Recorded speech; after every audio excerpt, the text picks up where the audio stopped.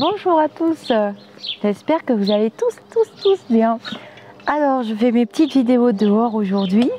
C'est un peu compliqué parce qu'il y a beaucoup d'oiseaux.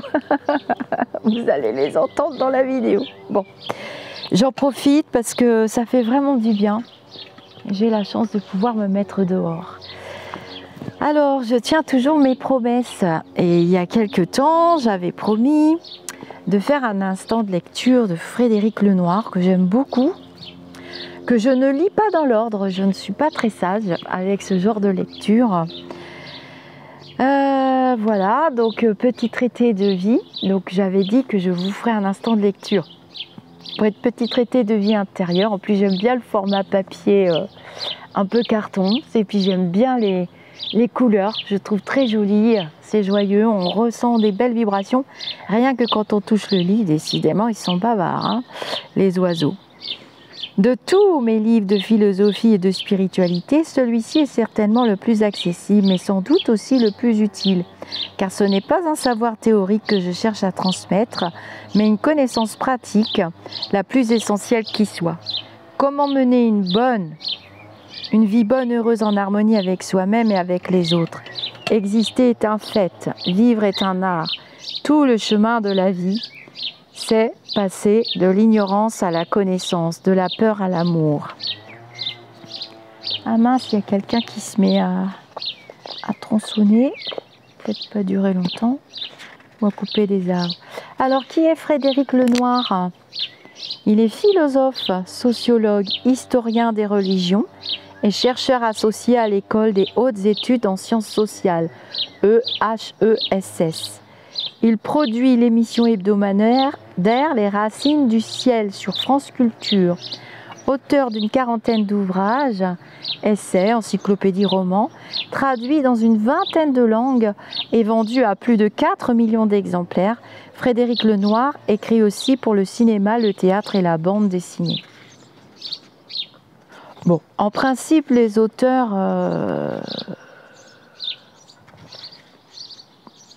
ne me font jamais reproche de les lire. Et j'ai choisi un extrait, je ferai 2 vidéos, un extrait de L'âme du monde. Regardez les jolies couleurs. Alors c'est aux éditions Pocket. Aux éditions Pocket. 7 sages venus des 4 coins du monde se réunissent pour transmettre à 2 jeunes adolescents les clés de la sagesse universelle.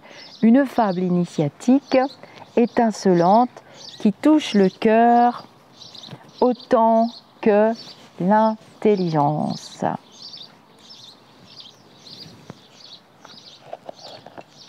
Alors, installez-vous confortablement. Ce doit être une détente. Lire, c'est se détendre. Et l'alchimiste Lenoir de redescendre de sa montagne avec ce best-seller aussi philosophique que philosophique, Thomas Mahler, Le Point. Voilà, c'est les signatures des personnes. Alors, est-ce que vous êtes prêts? Je ne sais pas si je mets mes lunettes ou pas mes lunettes. Il y a des jolis nuages qui décorent le ciel, mais moi je considère qu'il fait beau. 5e jour, le jardin de l'âme, des qualités à cultiver et des poisons à rejeter. Au matin du 5e jour, alors que le soleil surgissait au-dessus de la montagne blanche, un sage prit la parole et dit: écoutez, aux enfants des hommes, le 5e noble enseignement sur les qualités à développer et les poisons à rejeter pour atteindre la sagesse véritable et la paix du cœur. Car le cœur et l'esprit de l'homme sont tissés de qualités et de défauts, de bonnes et de mauvaises habitudes, de vertus et parfois de vices.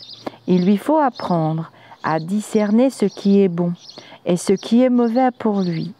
Il lui faut non seulement opérer ce discernement, mais aussi tout mettre en œuvre par son intelligence et sa volonté pour développer ce qui le rend meilleur et le fait grandir, mais aussi éliminer ce qui l'abaisse et l'obscurcit. Lui, et lui seul, peut faire ce discernement et ce choix qui conditionneront toute sa vie. Un sage prit la parole et dit : un soir, un vieux sage s'adresse à son petit-fils en ces termes : mon enfant, il y a une lutte entre deux loups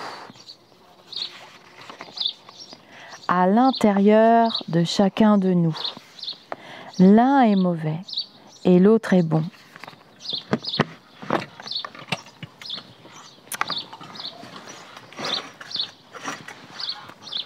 Je m'installe. L'un est mauvais et l'autre est bon. Le petit-fils réfléchit quelques instants, puis demande à son grand-père : quel loup va gagner ? Eh bien, celui que tu nourris. Un sage prit la parole et dit : nourris ce qu'il y a de bon, de juste, de lumineux en toi. Affame ce qu'il y a de mauvais, de négatif et d'obscur. Car c'est en pratiquant la vertu qu'on devient vertueux, et c'est en développant nos mauvais penchants qu'on devient vicieux. Plus nous vieillissons, plus il devient difficile de nous transformer, d'éliminer les poisons qui nous détruisent ou de développer les qualités qui sommeillent en nous. Alors, ne tardez pas, ô enfants des hommes, prenez dès à présent et chaque jour bien soin du jardin de votre âme.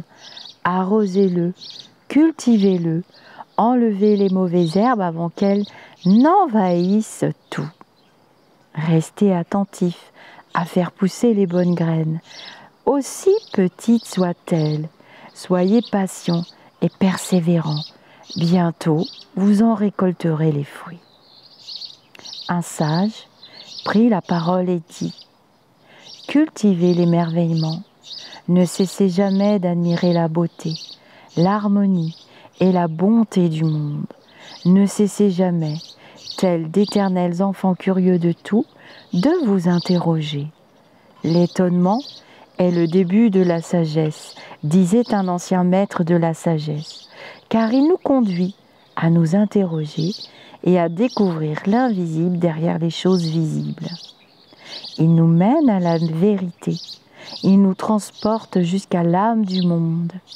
Fuyez au contraire l'indifférence à vous-même, aux autres et au monde. Fuyez l'insensibilité.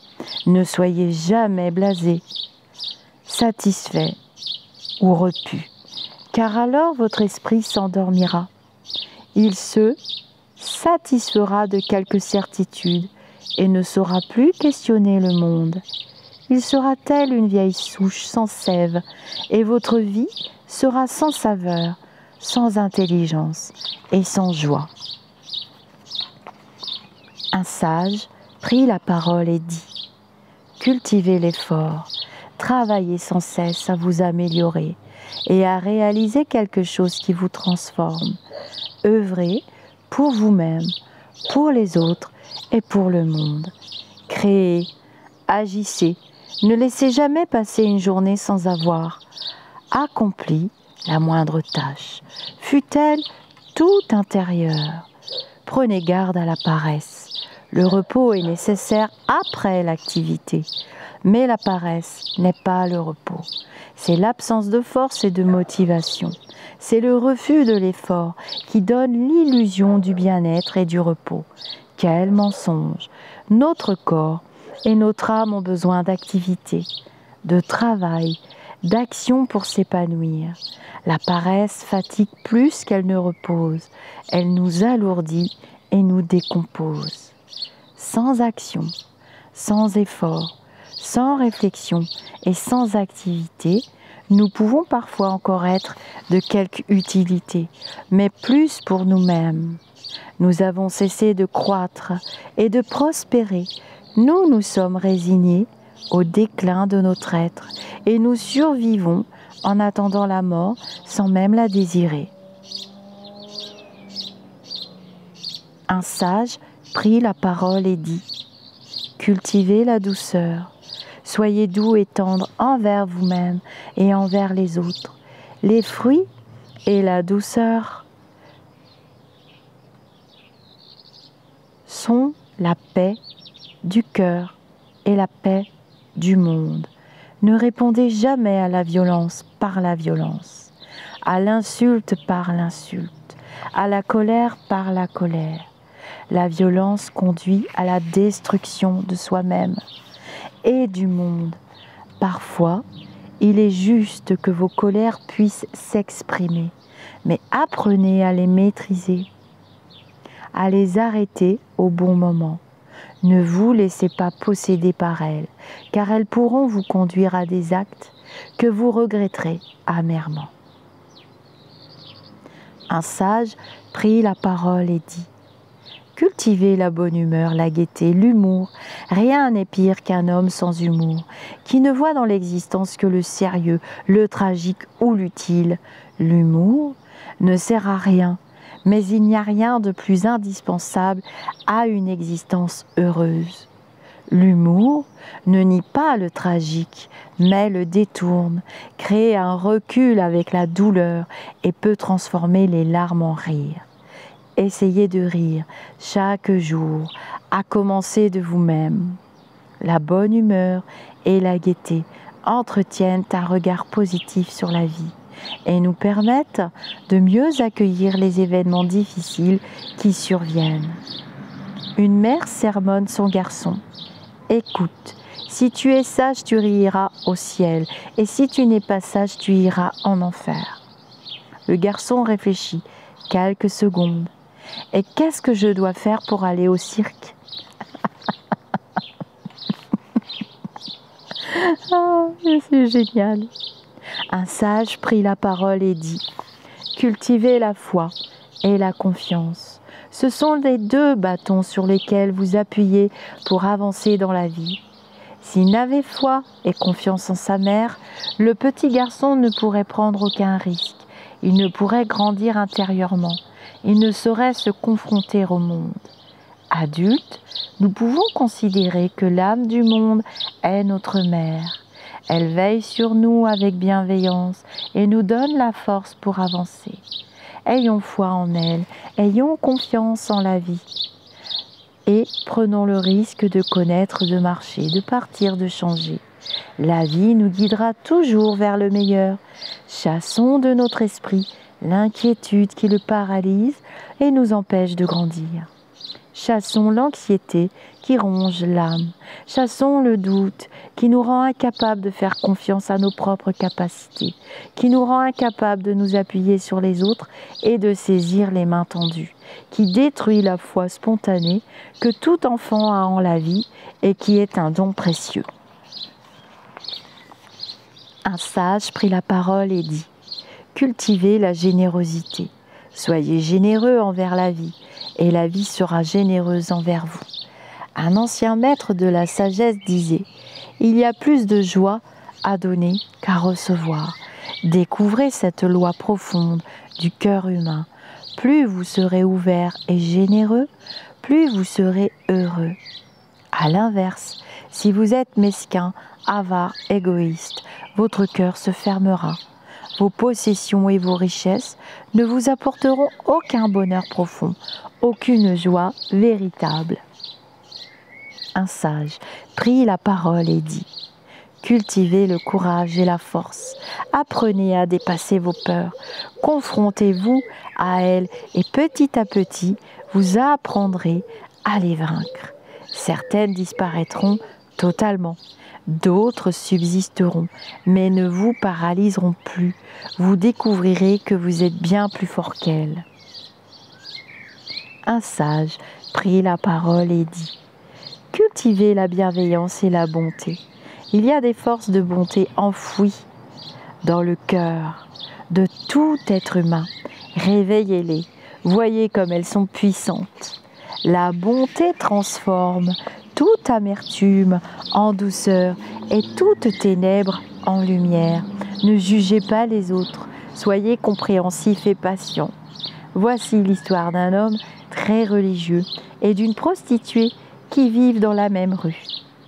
Lui prie sans cesse, mène une vie pieuse et austère et enseigne le chemin de Dieu. Il croit être un saint. Un jour, il vient sermonner.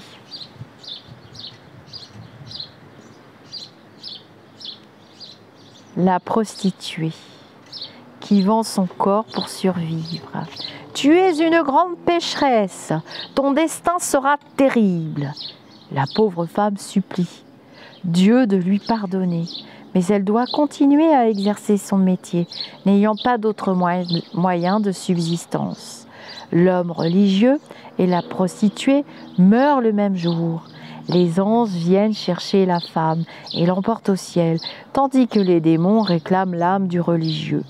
Comment s'écrit-il? N'ai-je donc pas vécu saintement et péché et prêché à toutes les voies qui mènent à Dieu? Pourquoi dois-je aller en enfer alors que cette femme de mauvaise vie est conduite au ciel? C'est, répondent les démons, parce que cette pauvre femme, lorsqu'elle était obligée d'accomplir des actions négatives, avait toujours l'esprit tourné vers Dieu. Toi, au contraire, lorsque tu accomplissais tes saintes dévotions, tu avais toujours l'esprit tourné vers les défauts de tes semblables. Tu étais obsédé par le péché. Aussi, dois-tu maintenant te rendre là où n'existe que le péché? Un sage prit la parole et dit « Cultivez l'esprit de vérité, chassez les ténèbres de l'ignorance par la recherche sincère de ce qui est vrai. Ne mentez pas, car le mensonge est un des principaux poisons de l'âme. Il détruit en vous le sens du vrai. Toute relation et vous empêche de progresser. Parfois, cependant, l'amour peut conduire à taire des vérités trop douloureuses qui blesseraient inutilement un être. Mais soyez attentifs à ne pas vous servir de ce juste prétexte pour vivre dans le mensonge ou surprotéger des personnes qui préféreraient connaître la vérité sur leur état de santé, sur une infidélité ou un état amoureux par exemple. N'ayez pas peur de la vérité, même si elle vous fera parfois souffrir. La vérité vous conduira vers des pays inconnus, vers des horizons nouveaux. Il vous faudra quitter le confort de vos habitudes mentales et de vos certitudes. Mais la vérité libérera votre esprit de toutes ces servitudes. Un sage prit la parole et dit « Cultivez la souplesse. La vie est en devenir permanent. La souplesse vous permet de vous adapter au mouvement de la vie. Elle vous permet de réagir avec justesse à un événement imprévu, à une attitude d'autrui qui vous surprend. Soyez souple comme le roseau, qui sait plier lorsque le vent est fort, mais qui ne rompt jamais. La rigidité, au contraire, vous rend inapte au flux de la vie. Elle vous fixe dans des attitudes et des principes qui peuvent parfois se révéler inappropriés aux circonstances ou à l'évolution de votre être. Un sage prit la parole et dit « Cultivez la justice, cette vertu suprême sans laquelle rien ne vaut. Car quelle valeur a le courage d'un tyran?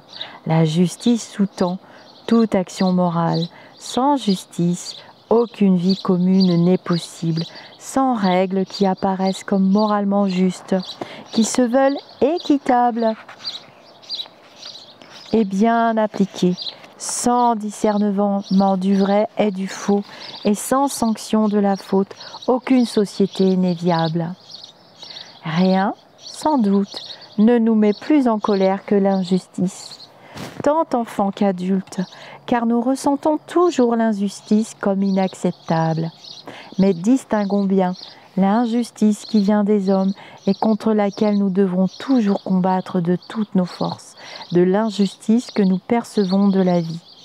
La vie nous apparaît en effet parfois injuste. Telle personne est mieux lotie par le destin que telle autre. Nous avons fait un travail formidable et il n'est pas reconnu. Un homme mauvais va avoir une longévité et une chance incroyable, alors qu'un homme bon mourra précocement ou sera durablement frappé par le sort. Il y a bien en effet une injustice apparente dans la vie, mais pour nous qui croyons en l'immortalité de l'esprit, Nous pensons que nul ne peut savoir ce qui est peut-être advenu dans une vie passée et ce qui adviendra certainement dans une vie future. Nous croyons que la justice de la vie ne peut se mesurer à l'aune de cette seule existence terrestre. Un sage prit la parole et dit : cultivez l'humilité, être humble. Ce n'est pas avoir une mauvaise opinion de soi, c'est avoir une juste opinion de soi-même et être à sa place, être humble. C'est savoir qu'on est toujours perfectible, qu'on a encore besoin de progresser, qu'on a besoin des autres. L'orgueilleux, au contraire, pense n'avoir besoin de personne. Il se croit supérieur aux autres et a une fausse image de lui-même. Bien souvent, l'orgueilleux commet de grandes erreurs de jugement, car il est aveuglé par le soleil de son ego. L'orgueilleux est ridicule.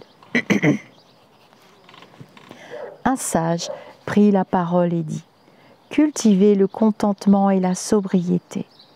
Peu de choses suffisent au bonheur de l'homme. Or, nous sommes devenus esclaves de notre convoitise qui nous fait désirer toujours plus. L'exaspération du désir rend l'homme perpétuellement insatisfait. Apprenez à vous contenter de ce que vous avez déjà et débarrassez-vous de tout ce qui est superflu. Retrouvez le goût des choses simples et ne cherchez pas à posséder ce que les autres possèdent. Voilà une des grandes clés du bonheur. Un sage prit la parole et dit : cultivez la gratitude. Remerciez la vie pour tout ce qu'elle vous donne de bon, la santé, l'amour, l'amitié, le travail. Et lorsque vous perdez ces choses précieuses, remerciez encore la vie des obstacles qui vous sont envoyés pour vous faire grandir, pour vous apprendre l'humilité ou le détachement, pour vous faire voir ce que vous ne vouliez pas voir. Vivre dans la gratitude, c'est vivre le cœur grand ouvert, en résonance avec l'âme du monde. Alors, tout est grâce. Un sage prit la parole et dit : cultivez la prudence, ne soyez pas téméraire, impulsif, réfléchissez avant d'agir et mesurez les conséquences de vos actes. Mais la prudence n'est ni l'absence d'audace, ni la frilosité. Être prudent signifie simplement faire preuve de lucidité et de responsabilité avant d'agir, ce qui peut éviter bien des déboires. Un sage prit la parole et dit : cultivez la tempérance, cette juste mesure dans les plaisirs des sens. Évitez deux extrêmes, de l'ascétisme et de la débauche. L'ascète et le débauché ne respectent pas leur corps. Le premier le détruit par le manque et le second par l'abondance. Un sage prit la parole et dit : cultivez la patience. La vie nous éduque à la patience. Elle nous apprend à savoir attendre le bon moment pour agir. La maturation du temps pour récolter. La vertu de l'attente. La brûlure de l'impatience nous fait commettre bien des erreurs et nous plonge dans un état d'agitation intérieure qui trouble notre esprit. De même, cultivez la persévérance, c'est-à-dire la patience dans le travail et dans l'effort. Agissez avec constance jusqu'au but que vous vous étiez fixé et ne cédez pas au moindre obstacle ou découragement. Un sage prit la parole et dit : cultivez l'esprit de service. Il n'y a aucune honte à servir les autres. Au contraire, l'homme noble aime servir le monde. Il aime mettre ses dons et ses capacités au service d'autrui et de la vie. Mais fuyez l'esprit de domination qui maintient l'homme dans l'esclavage de son ego.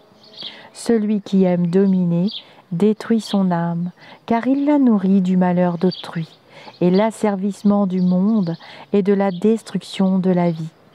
Un ancien maître de la sagesse disait : À quoi sert à l'homme de conquérir l'univers s'il vient à perdre son âme? Un sage prit la parole et dit: cultivez le pardon et la miséricorde. Il est difficile d'être toujours juste, vrai, bon, fidèle et vertueux.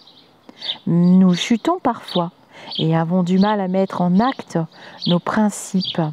Il nous arrive de blesser les autres et nous avons besoin de leur pardon pour permettre à la relation de continuer de grandir. Apprenons de même à pardonner et donnons toujours une chance à celui qui regrette son acte.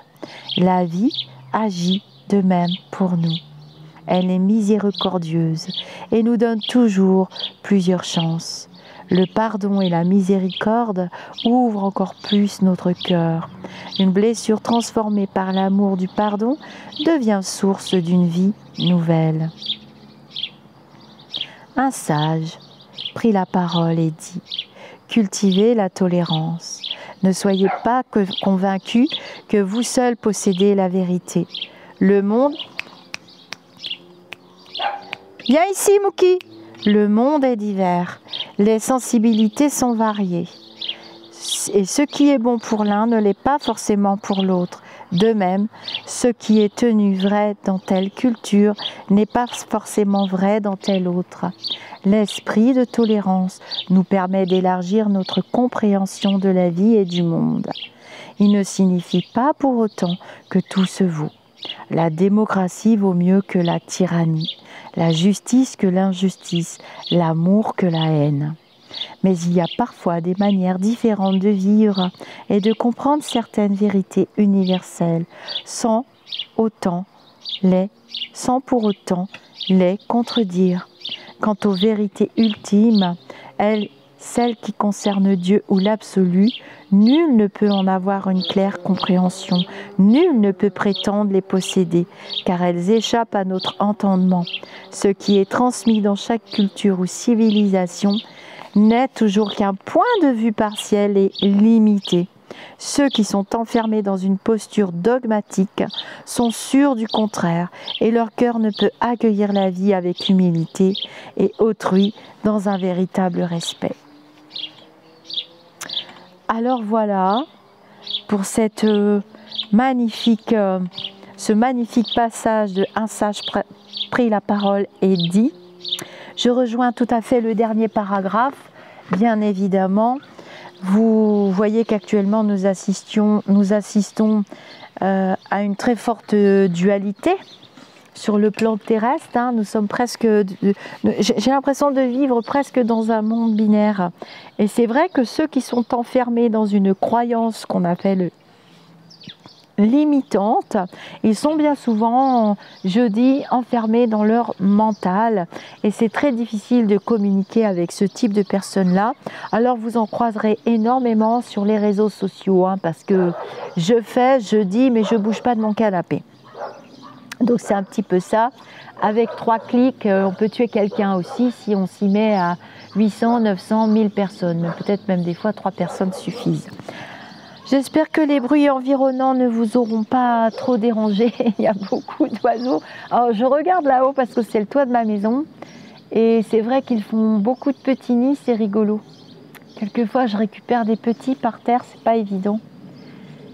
Et il faut arriver à convaincre la mère ou le père, je sais pas. Je connais pas très bien la vie des oiseaux, de venir les rechercher. Là, il y a un petit couple.